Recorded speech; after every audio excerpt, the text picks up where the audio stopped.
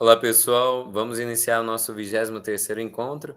Hoje passaremos pelos sacramentos da cura, especialmente o sacramento da reconciliação ou confissão.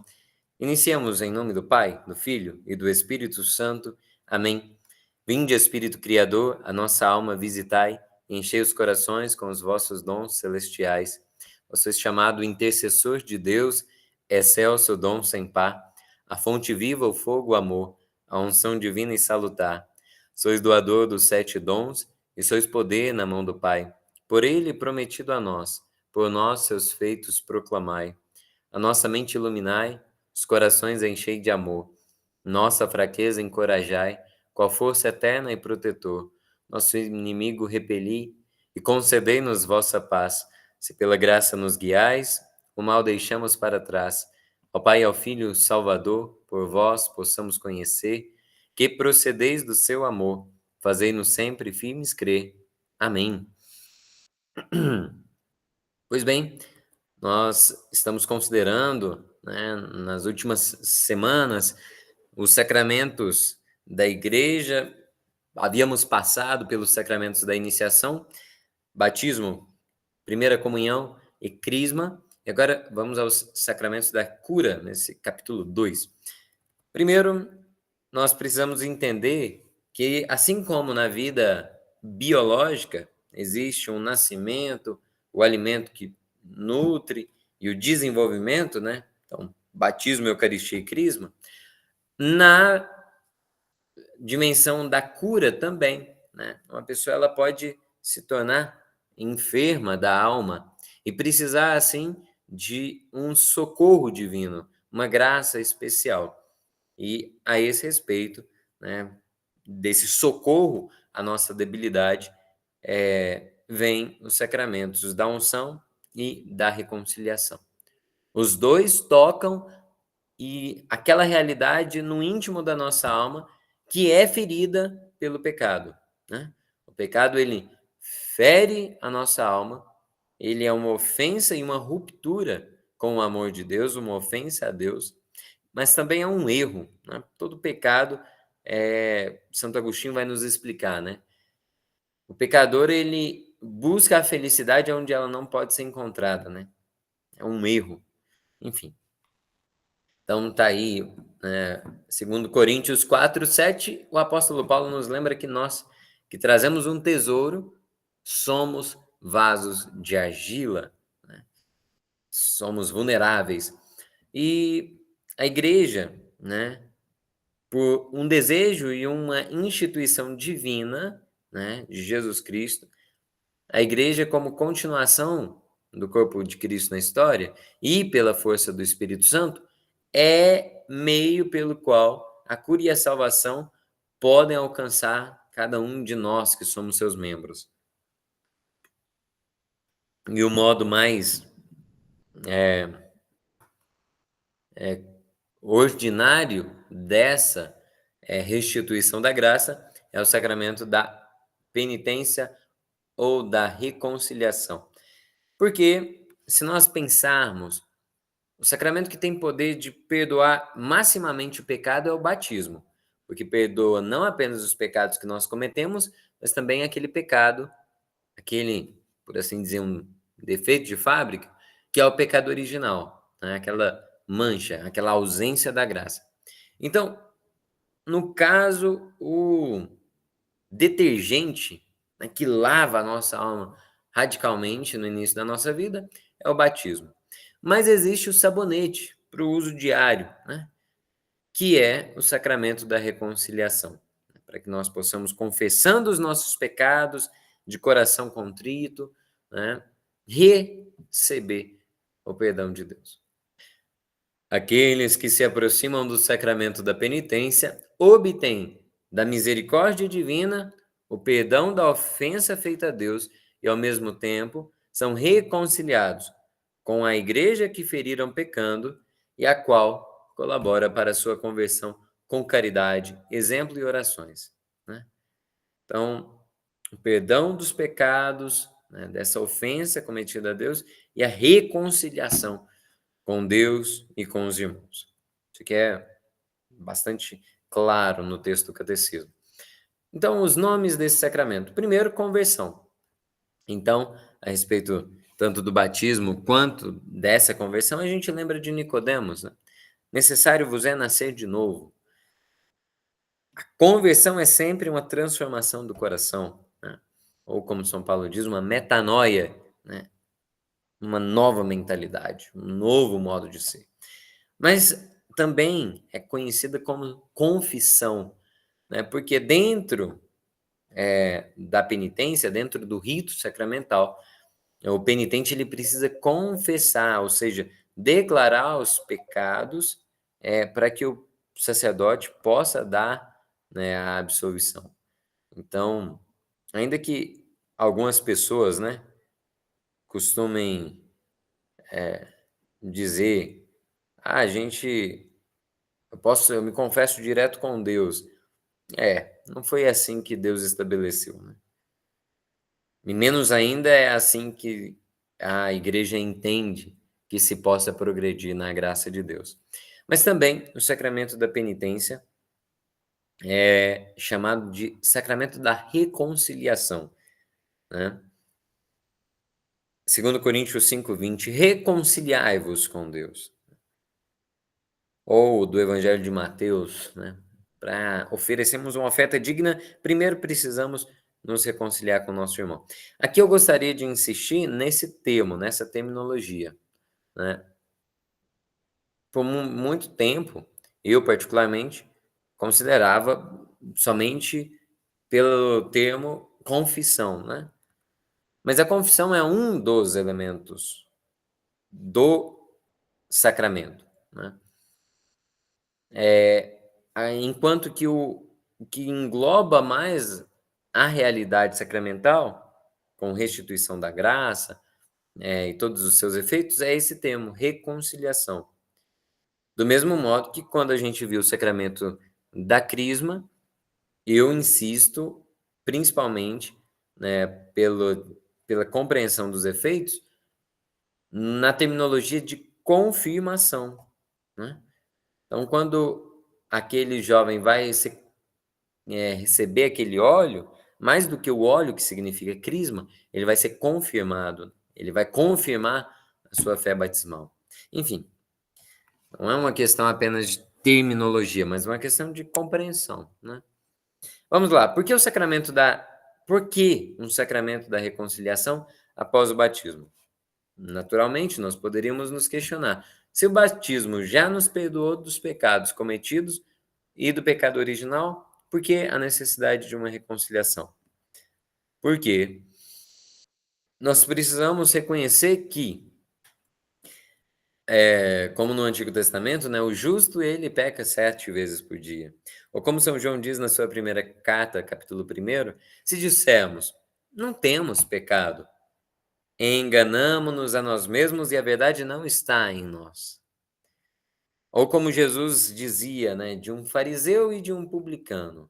O fariseu vai na frente do templo e agradece porque não é como os outros pecadores, mas o publicano fica lá no fundo, bate no peito e diz a Deus com absoluta sinceridade, né, um perdão contrito pelas faltas cometidas. Esse homem saiu justificado.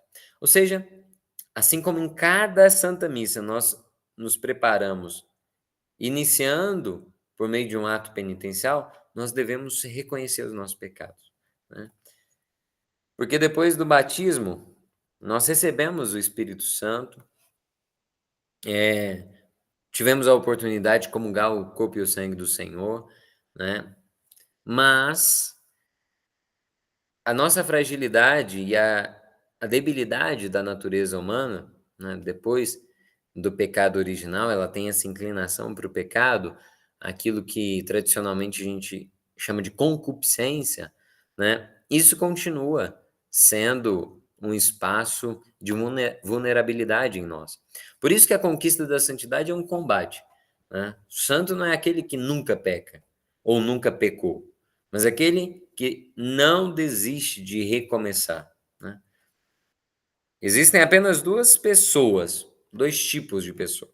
Aquelas pessoas que um dia caíram e permaneceram caídas, e aquelas pessoas que caíram, mas recomeçaram, se levantaram. Não tem uma terceira via, aqueles que nunca caíram. Tá, tem uma pessoa, uma única exceção, que é a Virgem Santíssima. De resto, ou nós vamos nos reerguer e recomeçar, ou game over, né? Vamos ao parágrafo 1427. A conversão dos batizados. Então, é claro, a gente não está falando que conversão é mudança de religião, né? Ah, me converti, então passei para uma outra igreja. Não, a gente não está falando disso, né? A gente está falando de uma transformação pessoal. Então, primeiro, Jesus, ele nos convida à conversão, e isso aparece desde o início do Evangelho. Arrependei-vos e crede no Evangelho. Depois desse apelo de Cristo, essa chamada à conversão, ela deve ressoar em toda a nossa vida, né?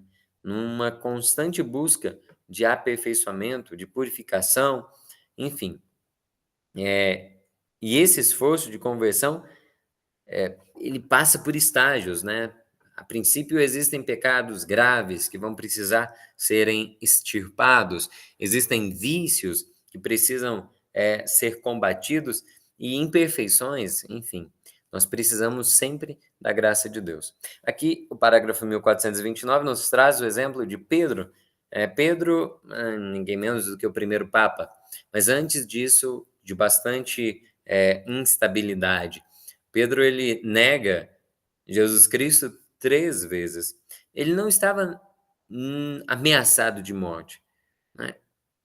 Primeiro uma empregada ali do templo, depois alguns homens, enfim, pessoas que não apresentavam uma ameaça real, e mesmo assim Pedro nega. Do mesmo modo que Pedro começa a andar sobre as águas, mas começa a afundar. Existe em várias ocasiões na vida de Pedro algo que toca profundamente a nossa própria vida, uma certa debilidade, né? Para provar que o que verdadeiramente realiza a santidade em nós não é apenas um esforço pessoal, como se fôssemos autossuficientes. Isso aqui quem disse uma vez na história foi Pelágio, que Santo Agostinho depois vai conseguir esclarecer e mostrar os erros. Mas o pelagianismo consiste nessa tendência a acreditarmos que pelas nossas boas obras, pelo nosso empenho, né, por um esforço racional, eu vou progredir em santidade. Mas não, é a nossa abertura, mas principalmente a graça divina. Santo Ambrósio, ele fala de duas conversões de modo muito bonito. Ele diz que existem a água e as lágrimas. A água do batismo e as lágrimas da penitência. Isso aqui é radicalmente verídico e profundo. A penitência interior, ou seja, aquela dimensão da nossa própria alma, né? O apelo que Jesus ele nos faz, a conversão e a penitência, não passa apenas por obras de justiça, né?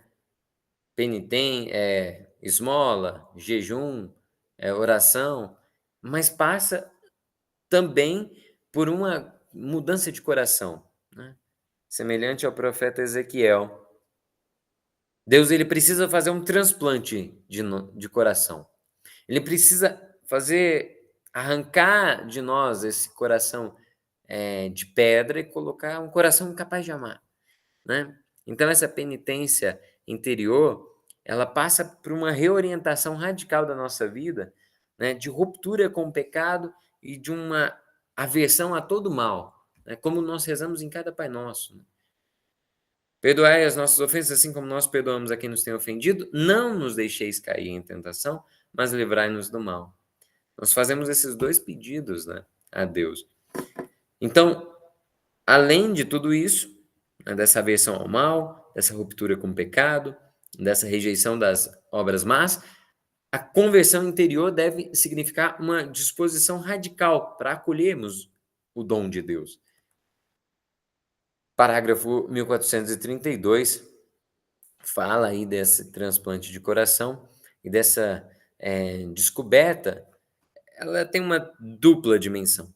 Nós descobrimos a grandeza do amor de Deus principalmente quando experimentamos o perdão, mas também experimentamos um horror, uma rejeição ao pecado. A pessoa que vive no pecado, aquela pessoa mundana, né, ela trata com indiferença até os pecados mais, né, graves, né, uma vida completamente desorientada, degenerada, desregrada, mas quando ela vai crescendo em intimidade com Deus, ela vai tendo consciência da gravidade de tudo aquilo, né. E, principalmente, quando nós estamos diante do crucificado, é que nós começamos a ter dimensão da gravidade do pecado. Quem nos faz entender o drama do pecado, a condenação, a pena da morte eterna e a doutrina do pecado original é Cristo na cruz. Ah, cara, o pecado não pode ser algo tão grave assim. Porque as pessoas cometem assim, quase que rotineiramente, né? Olha, a gente consegue ter dimensão da gravidade de uma doença quando a gente olha para a intensidade do tratamento, né? A gente fala que uma pessoa vai ter que ir para a UTI é porque ela está muito mal. Se alguém precisa ir fazer um tratamento de quimioterapia, né, radioterapia, um tratamento intensivo, é porque ela está realmente com uma enfermidade grave. O nosso, remédio, ele veio da forma mais radical possível, que era Cristo morrendo na cruz, né. Se essa radicalidade da morte de Cristo na cruz não convence os nossos corações de que o pecado é algo muito grave, né, o perdão dos nossos pecados custou o sangue do Deus encarnado, derramado numa cruz. Não foram o sangue de cordeiros, de bodes, de touros, né, foi o sangue do próprio Deus que se fez homem. Parágrafo 1433 diz que o Espírito Santo é ele quem convence o mundo a respeito do pecado, né. Inclusive esse mundo que não tinha acreditado naquele enviado do Pai. Mas também é o Espírito Santo Consolador. Mas eu queria insistir nisso. É o Espírito quem convence o mundo a respeito da gravidade do pecado. Esse, inclusive, é um dos, dons, né. O dom do temor a Deus são 3 dons que, tocam a vontade humana: o temor a Deus, a fortaleza e a piedade. Mas o temor a Deus é aquele dom que nos faz rejeitar aquilo que deve ser rejeitado, nos faz ter medo daquilo que nós devemos temer, que em última análise é o pecado que nos leva à morte eterna. Então, o Espírito Santo vai convencendo o nosso coração de que faltar à missa no domingo é realmente algo que me fere, que fere a Deus, né. O Espírito vai me convencendo que a maledicência fere profundamente a caridade, a a murmuração, o Espírito Santo vai me convencendo que a impaciência, a preguiça, a sensualidade, isso tudo fere, né. O amor de Deus em mim ofende a Deus, é o Espírito Santo. Por isso que nós não precisamos assustar, né, quando alguém que não tem vida de igreja acha que é radicalidade a Igreja Católica falar, por exemplo, que casais de namorados não podem ter relação, por exemplo.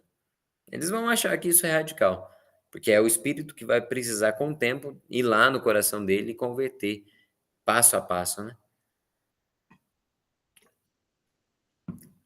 Agora sobre as múltiplas formas de penitência na vida cristã. É claro que uma delas está no sacramento propriamente dito, mas ela também aparece no jejum, na oração, na esmola, né, são todos, movimentos reais, efetivos, né, da nossa, busca pela conversão. E é claro, essas lágrimas de penitência, né, elas vão deixando a gente vai ver daqui a pouquinho uma palavrinha que se fala, contrito. Um coração contrito é um coração quebrantado. Imagina um coração de pedra e agora imagina alguém que pega e amassa, né, como que, quebrando esse coração. Então, o coração contrito é aquele coração que essa pedra se tornou pó, né? Esmigalhado. Isso tudo para dizer que aqui Deus ele pode agir. Então, essas experiências penitenciais, elas vão abrindo o nosso coração para a graça. Olha lá no parágrafo 1435. A conversão ela se realiza na vida cotidiana por meio de gestos de reconciliação. Cuidado dos pobres, exercício e defesa da justiça e do direito, né?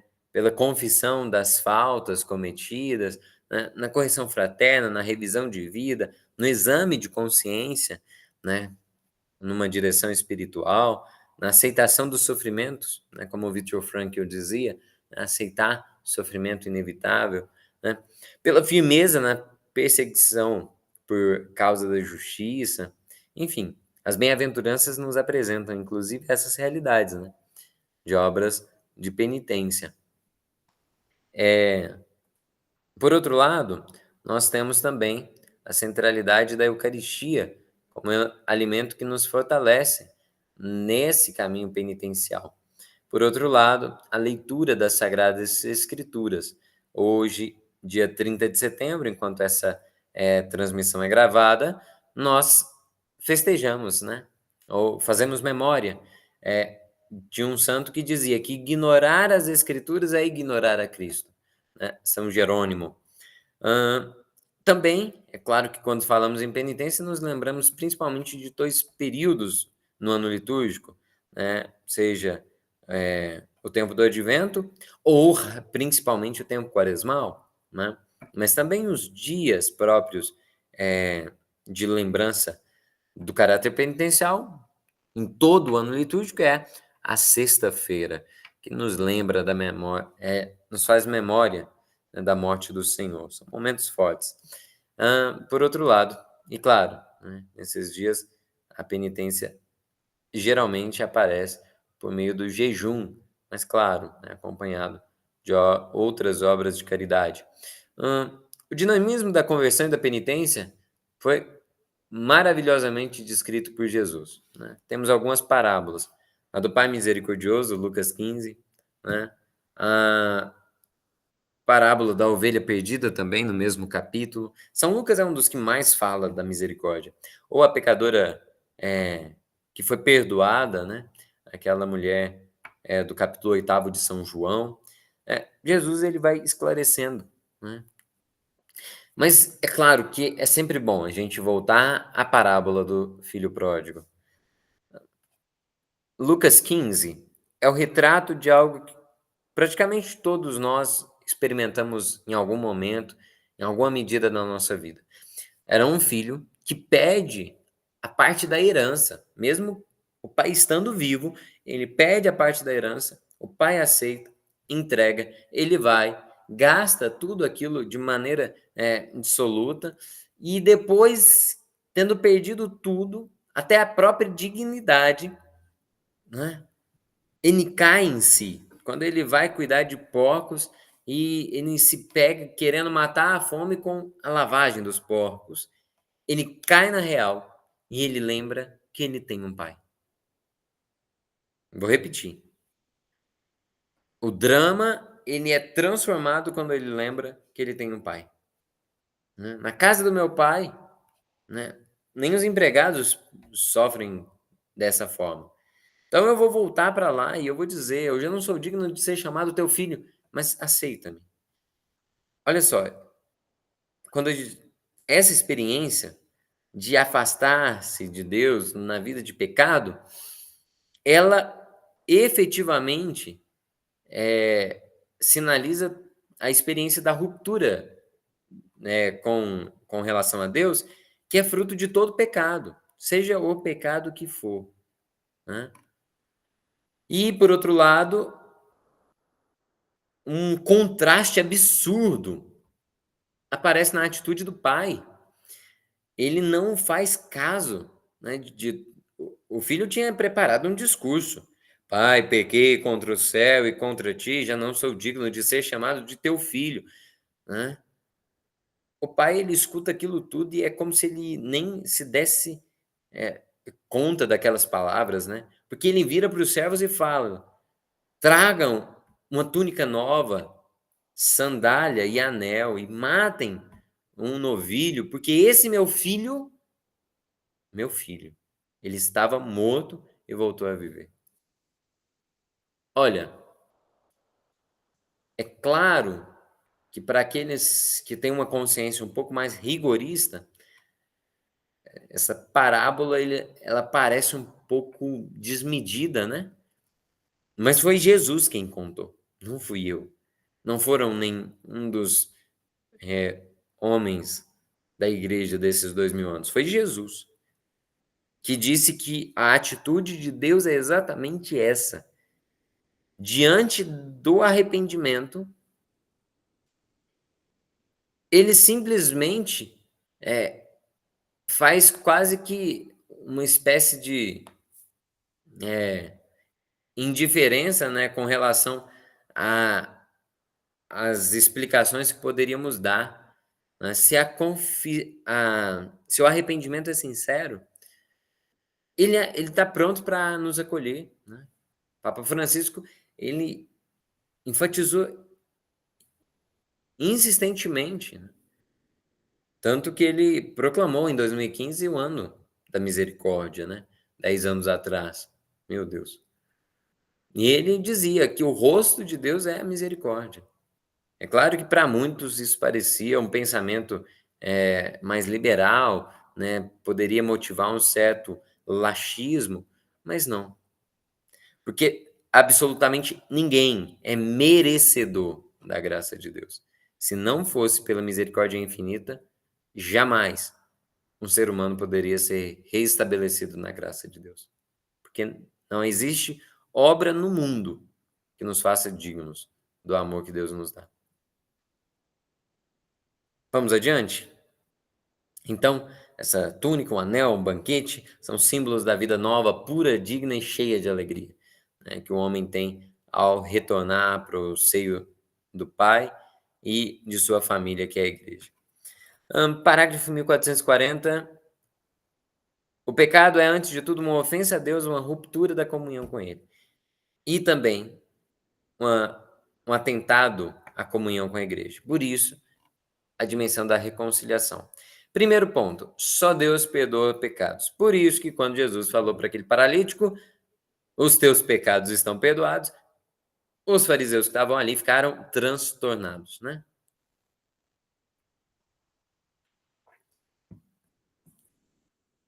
A autoridade divina de Jesus é que garante que ele possa perdoar pecados. E ele também institui a igreja em vista desse perdão dos pecados, para que houvessem ministros.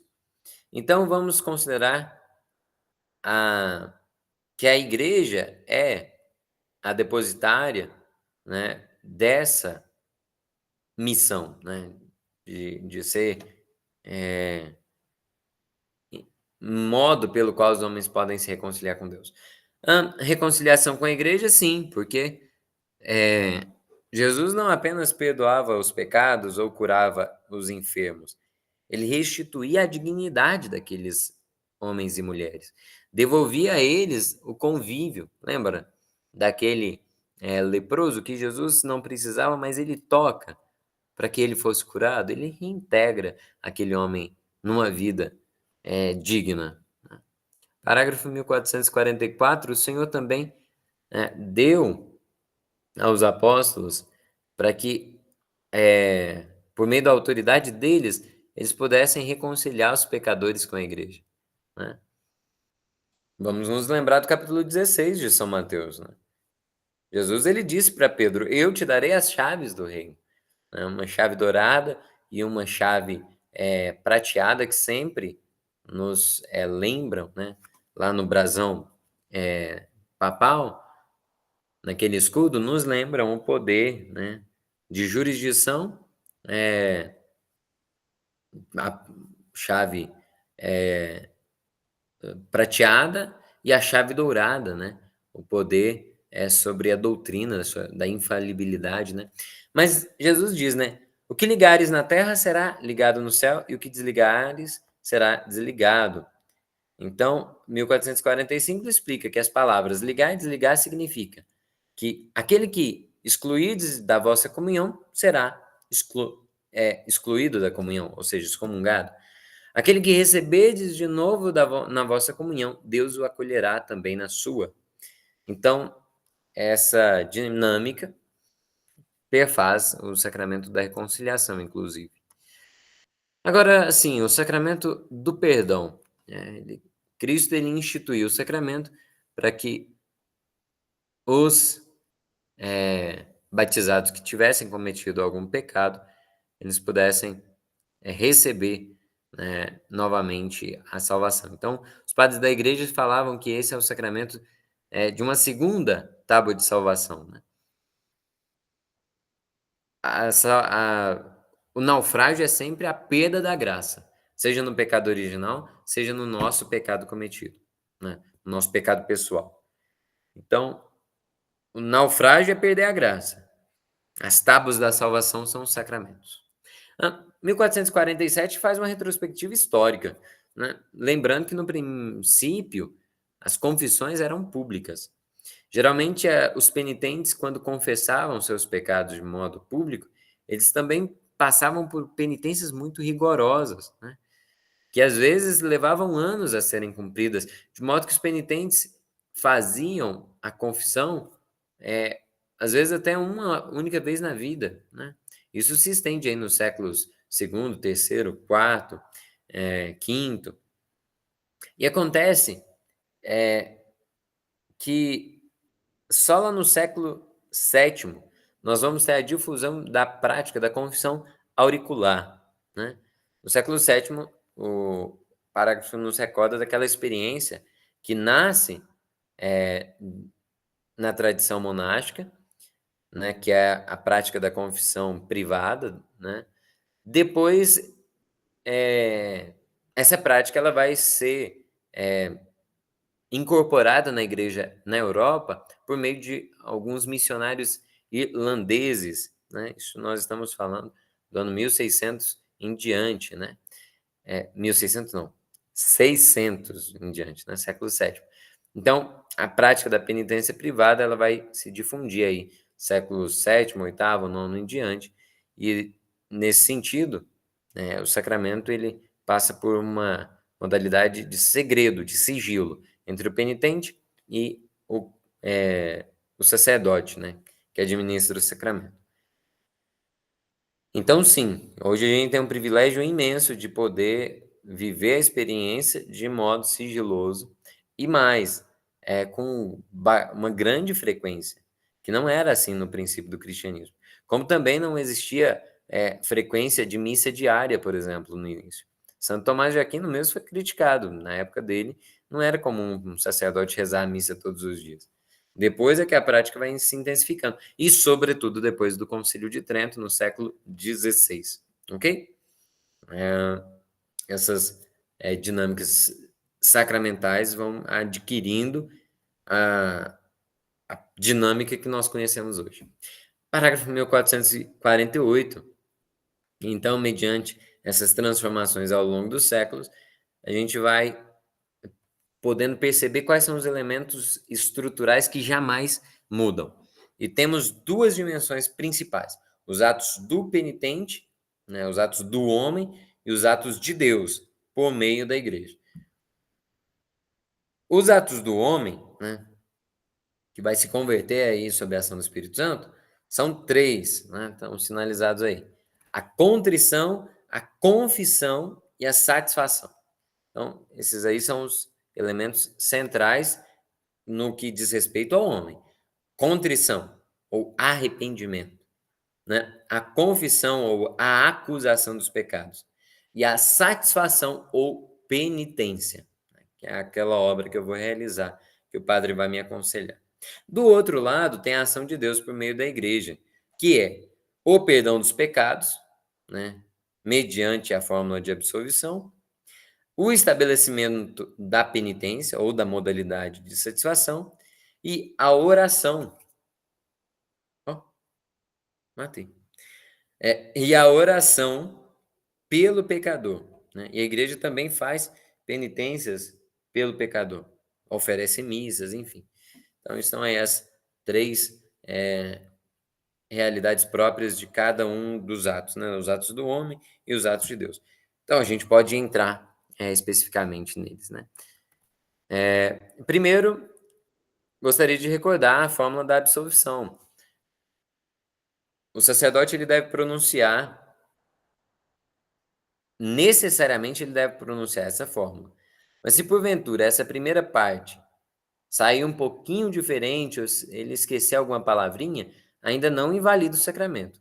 Agora, essa segunda parte em laranja, eu te absolvo dos teus pecados, em nome do Pai, e do Filho, e do Espírito Santo, essa parte não pode ser mudada, nem suprimida, de modo nenhum. Se o sacerdote não falou a primeira parte, mas falou essa aqui, está garantida a validade do sacramento. Mas se ele não falar essa parte, sacramento não foi válido. Então, o sacerdote ele deve pronunciar sempre: Deus Pai de misericórdia, que pela morte e ressurreição do seu Filho reconciliou o mundo consigo e enviou o Espírito Santo para a remissão dos pecados, te concedo, pelo ministério da Igreja, o perdão e a paz. Então, até aí ele deve pronunciar, mas se porventura acontecer algum equívoco até aí, não compromete radicalmente. Agora, ele deve sempre pronunciar cada uma dessas palavras. Eu te absolvo dos teus pecados, em nome do Pai, e do Filho e do Espírito Santo. Por que é que um sacerdote humano pode pronunciar essa afirmativa? Porque ele está agindo em persona Christi, a pessoa de Cristo. Um penitente que chega para confessar os seus pecados, ele não está ali contando aquilo para o sacerdote apenas. Ele está confessando aqueles pecados para o Deus único, vivo e verdadeiro. Tá? Aquele sacerdote é ministro de Deus e da igreja. Então ele não está ali em nome próprio, ele está ali em nome da igreja. Ele está ali para que o próprio Cristo possa derramar a sua misericórdia. Vamos lá, os atos do penitente. Então, primeiro, contrição. Contrição eu já falei, tem a ver com esse coração quebrantado. 1451 vai definir como uma dor da alma e uma detestação do pecado cometido com a resolução de não mais pecar no futuro. Então, o que é um arrependimento sincero, uma contrição? Essa dor na alma e essa detestação por conta do pecado e a resolução de não mais pecar. Ou seja, uma pessoa que realmente está arrependida, se ela pudesse voltar no passado, ela teria feito diferente? Sim. Então está arrependido. Esse é um dos pontos. Não tendo como voltar no passado, uma pessoa arrependida, daqui para frente, como que ela vai agir? De modo diferente. Né? Então, o que prova a contrição é mudança de vida. A contrição, ela nasce desse amor a Deus, né? De colocar Ele em primeiro lugar. E ela é perfeita, né? Quando a gente faz, poxa, eu tô arrependido do pecado porque eu ofendi a Deus. Mas 1453 nos lembra que existe uma contrição imperfeita ou atrição, que também é dom de Deus, é um impulso do Espírito Santo, mas é mais o medo de ir para o inferno, né? É uma contrição mais por medo e por temor do que realmente por amor a Deus, né? É esse peso na consciência por ter merecido a penalidade máxima, né? Do inferno. Então, a atrição, ela, olha lá, por si mesma a contrição imperfeita não obtém o perdão dos pecados graves, mas predispõe a obtê-lo no sacramento da penitência. Ou seja, deixa eu explicar. Ah, cara, mas eu vou confessar, mas eu não tô com certeza se eu tenho uma contrição perfeita. Olha, a atrição já é suficiente para validade do sacramento, né? Você vai confessar porque você tem medo de ir para o inferno. Já está valendo. Agora, se você tiver uma contrição perfeita e porventura você acabasse morrendo naquele instante, Deus ainda assim poderia agir, te salvando, né. Uma detestação radical do pecado. Porque a contrição perfeita sempre se indica o quê? Assim que a pessoa puder, ela vai buscar o sacramento da confissão. Mas repito, a atrição já é suficiente, ok? Vamos adiante? Confissão. Ah, claro. Antes que eu me esqueça, um bom exame de consciência é fundamental, né? Para que nós tenhamos essa contrição, né? Você examina bem a tua consciência e assim pode se preparar para ir celebrar o sacramento da reconciliação, né? Viver essa experiência. Segundo ato do penitente, a confissão, ou a acusação, né? A acusação é quando o penitente ele lembra de cada um dos pecados e ele vai declarar diante do sacerdote. Então, ele fala quais são esses pecados e deve especificar o número ou a frequência e também algum agravante, né? Quando os cristãos se esforçam para confessar todos os pecados que lhe vêm à memória, não se pode duvidar que tenham o intuito de apresentá-los todos ao perdão da misericórdia divina. Ou seja, né, se alguém foi confessar e, porventura, algum pecado, ele fez um exame de consciência bem feito, mas aí passou um tempo depois da confissão e falou: Poxa, esse pecado eu tinha esquecido. A confissão foi válida? Foi. Mas se é um pecado grave, o que que ele pode fazer? Na próxima penitência, ele pode falar: Olha, confesso esses pecados, mas também tem esse aqui que eu tinha esquecido na última vez. Esqueci, né? Agora, se alguém tentar ocultar algum pecado, né, e não apresenta ele na confissão, aí a confissão, a absolvição não vai ter efeito. Vamos supor, matemática. Pessoa chegou para confessar 10 pecados, mas ela escondeu um e só contou 9. Ela vai sair dali com quantos pecados? Letra A, 1. Letra B, 10. Ou letra C, 11.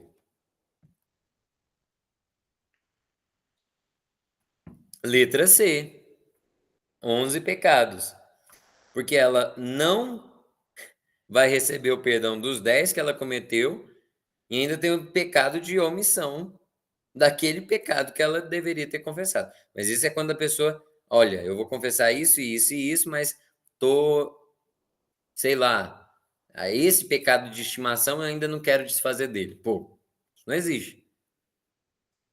Fica, é, então, se foi confessar e escondeu deliberadamente um pecado, ela não recebe o perdão, né? Nem por aqueles que ela confessou, e ainda sai com a culpa agravada por ter ocultado, né?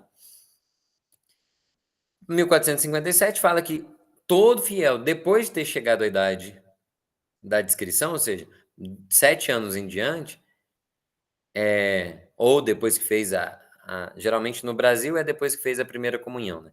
Que é na preparação da primeira comunhão que confessa a primeira vez. Mas isso é aqui no Brasil. Então a igreja diz que depois então que fez a confissão a primeira vez, é obrigado a confessar os pecados graves, dos quais tem consciência, pelo menos uma vez por ano. Isso aqui é o salário mínimo. É claro que a gente sabe que tem que confessar mais do que isso, né? 1458, assim. Isso é quase que eu não falo, né?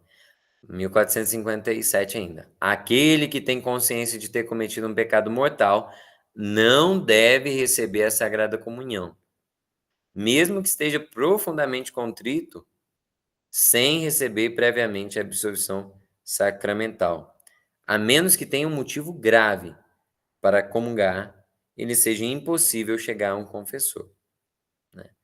E tá aí, as crianças também devem se confessar antes da primeira comunhão.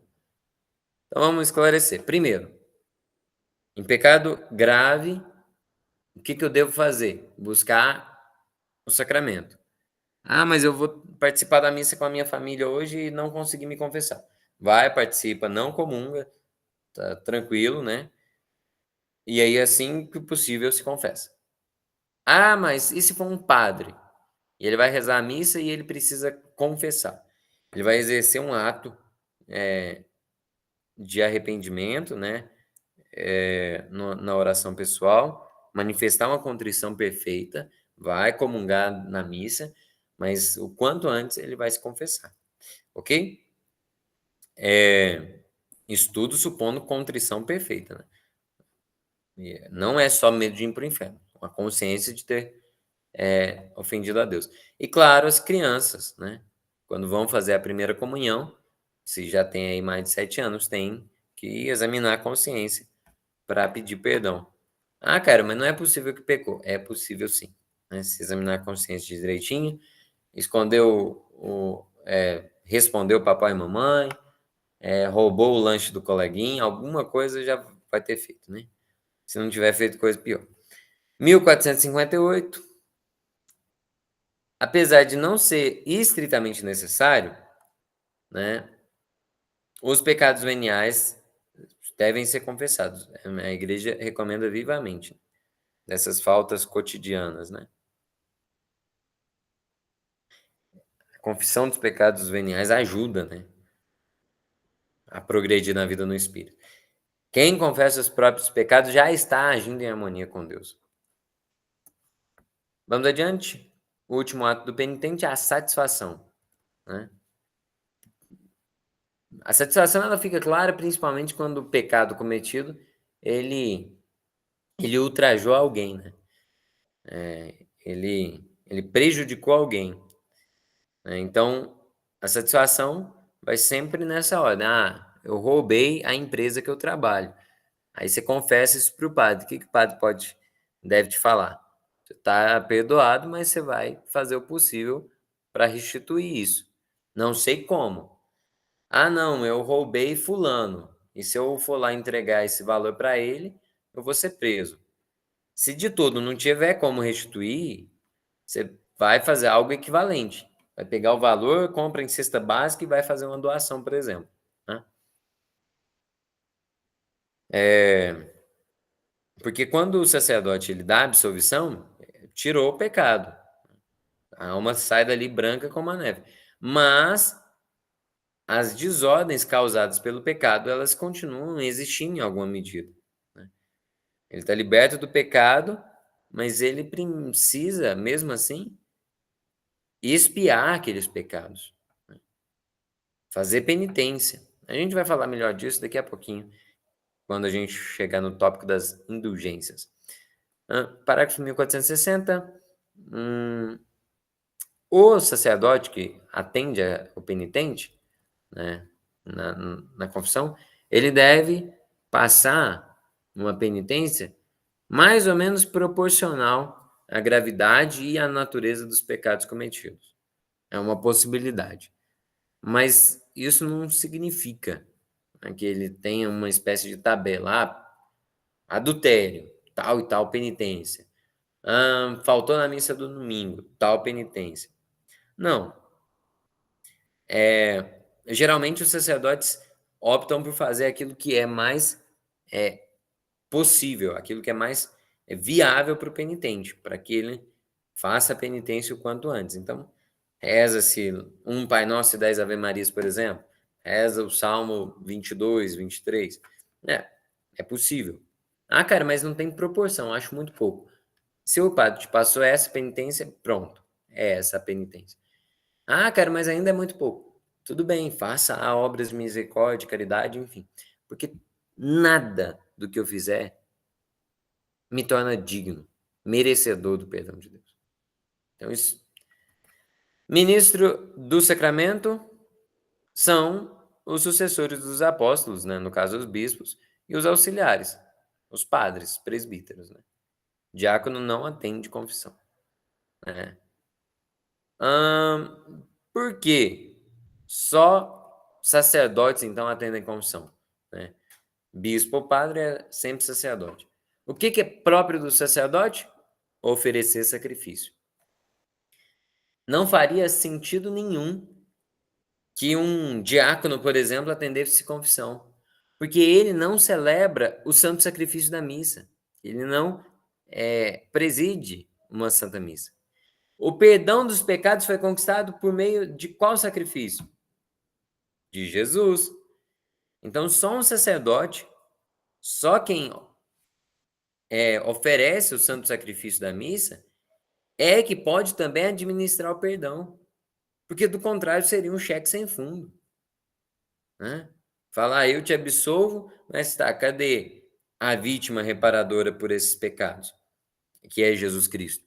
Então, só atende confissão, só administra sacramento de cura, confissão e unção dos enfermos, quem é sacerdote, né? Bispo e padre, né? Tem que ser sacerdote. 1463, né? Sim, fala dos casos de excomunhão.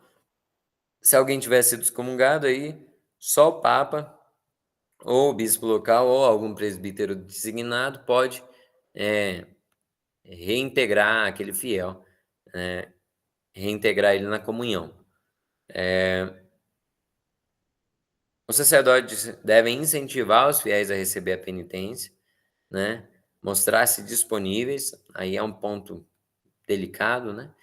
1465.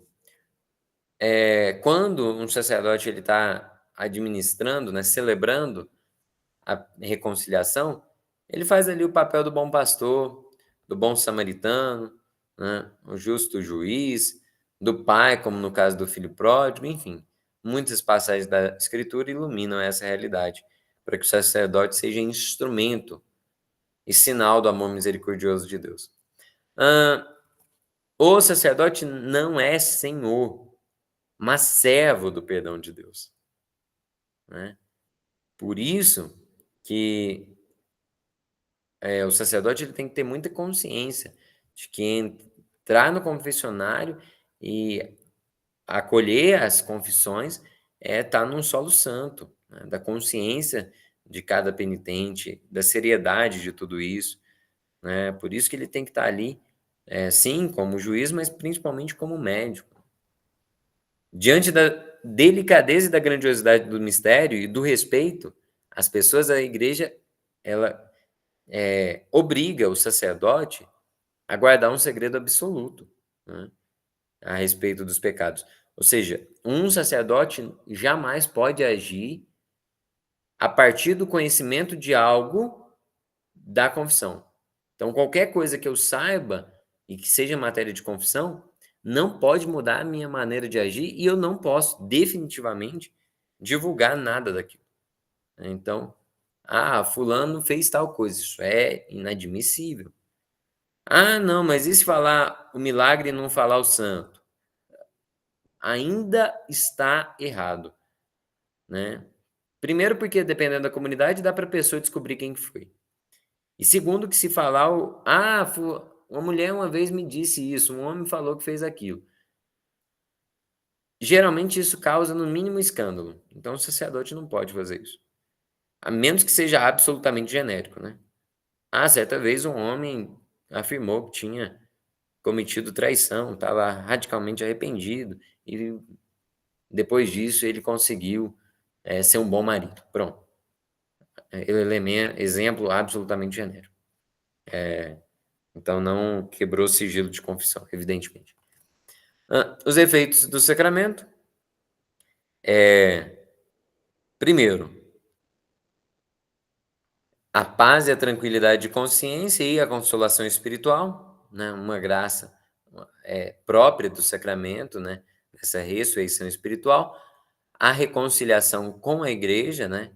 Que tinha sido ferido pelo pecado, por isso não é uma reconciliação apenas abstrata, né? Mas ele passa a ser vivificado por esse corpo do qual ele é membro, né? Que é o corpo de Cristo, e também por meio desse sacramento o pecador ele se entrega, né, ao julgamento misericordioso de Deus, ou seja, antecipa, de certa maneira, o julgamento do fim da sua vida, né?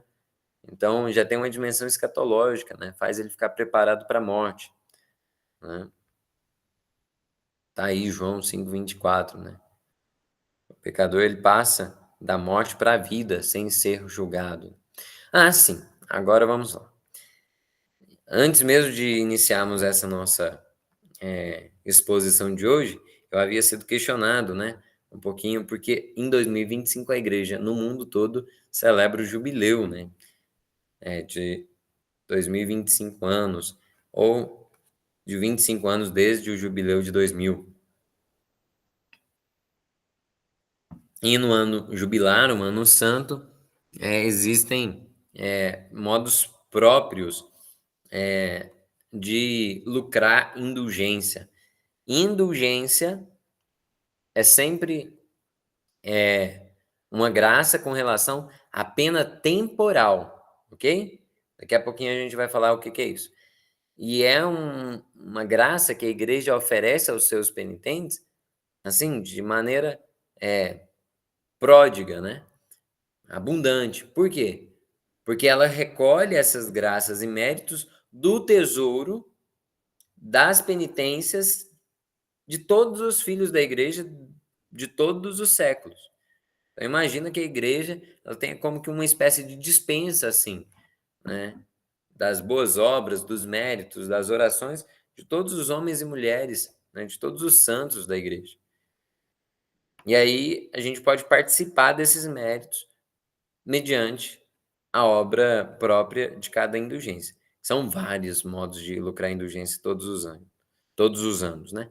Mas no jubileu isso fica mais claro, principalmente porque nas dioceses foram definidas, principalmente nas igrejas catedrais, aquelas chamadas portas santas. É um modo pedagógico de a igreja estabelecer os critérios para que a pessoa realize uma obra penitencial. E é daqui que nasce, inclusive, o termo romaria, né? As indulgências começaram, a princípio, com a peregrinação dos fiéis indo a Roma, isso lá nos séculos passados. E aí, romaria vem daí, né? Então, a indulgência ela é lucrada mediante um determinado ato, né? Vamos lá. A indulgência é a remissão diante de Deus da pena temporal, ok? Da pena temporal devida pelos pecados já perdoados, quanto à culpa. Ou seja, na absolvição a gente recebe o perdão, então a culpa ela está quitada, né? Quite, pagada. A pena eterna já acaba, mas alguém que peca acaba carregando em si uma ferida, né?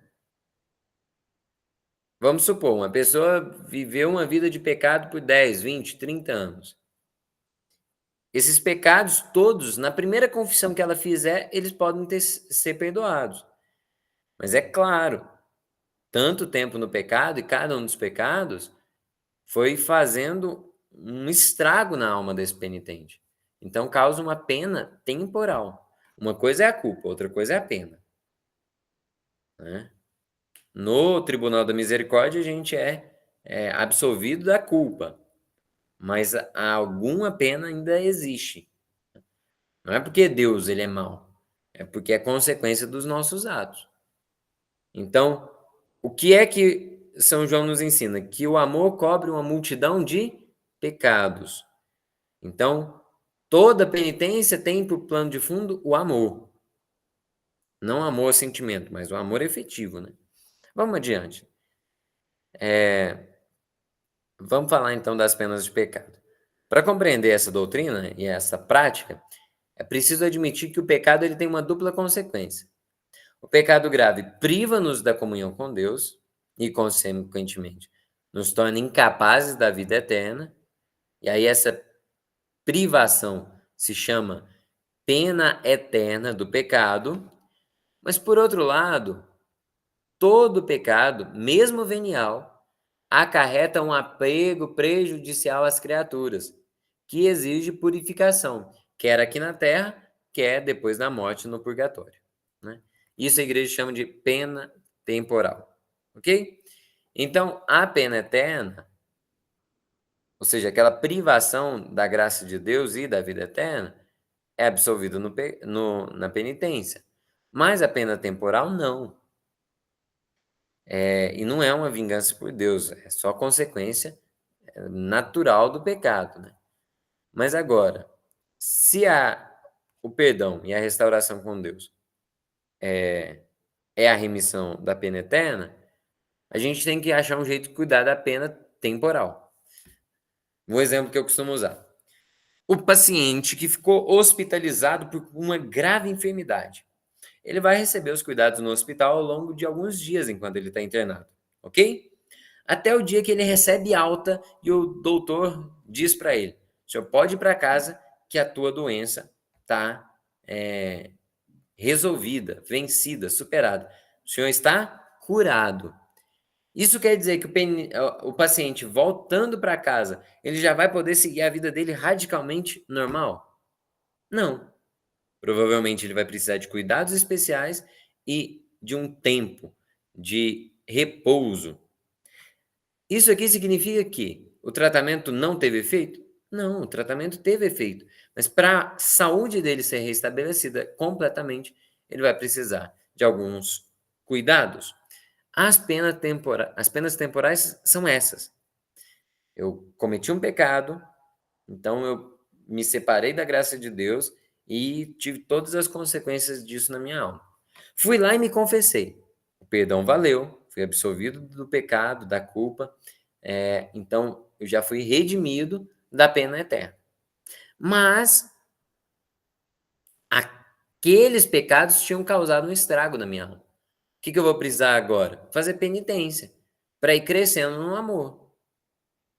Obra de caridade, oração, jejum, esmola. Mas acontece que, dependendo do estado da nossa alma, pode ser que uma vida de muitos anos ainda seja insuficiente para eu fazer a penitência que eu deveria, ou amar com a radicalidade que eu deveria amar. Então, no tesouro da igreja,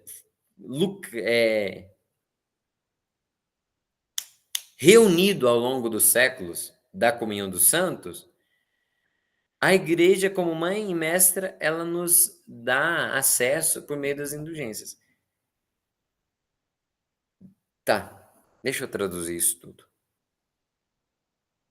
Se eu vou obter uma indulgência mediante a igreja, né, o que vai acontecer comigo? Eu tinha alguns pecados que eu tinha cometido e tinha causado imperfeições em minha alma. Mas diante de uma contrição perfeita, eu faço aquilo que a igreja me pede, né?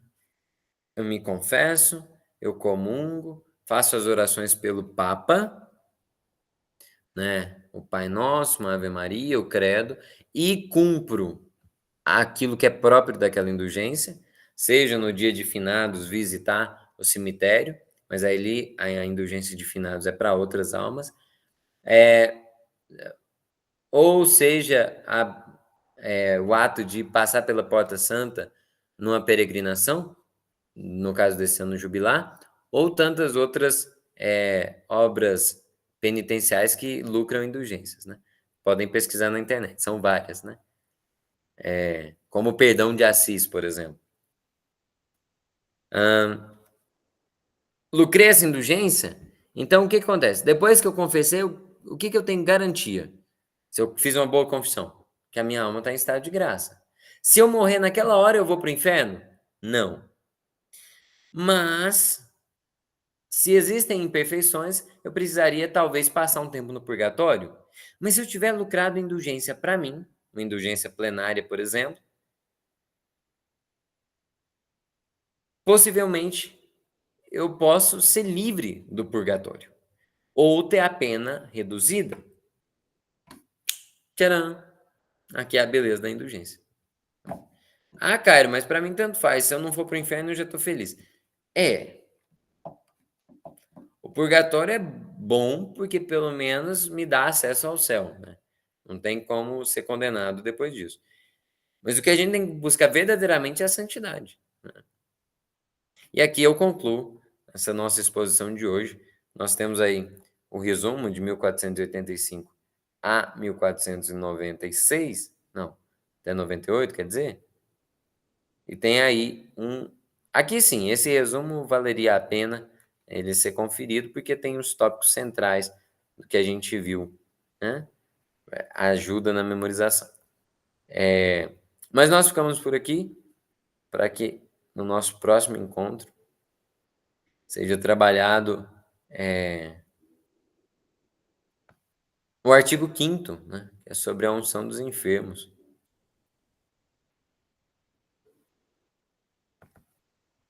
A unção dos enfermos, geralmente, ela é menos conhecida, né, quer dizer, menos conhecida o modo de vivência ritual, né, porque ela é mais reservada para quem está enfermo, enfim,